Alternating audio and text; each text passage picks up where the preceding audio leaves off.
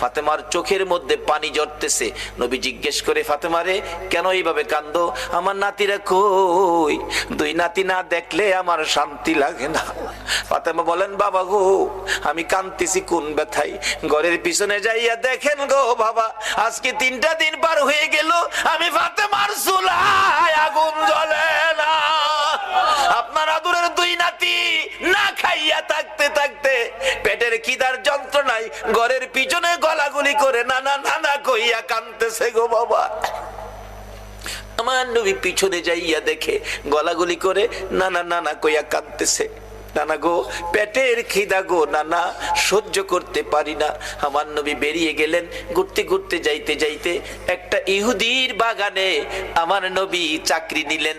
কুয়ার থেকে পানি উঠাবেন, গাছের গোড়ায় পানি দিবেন, পানি উঠাবেন, 1 বালতি পানি, 8টা 1 বালতি পানি।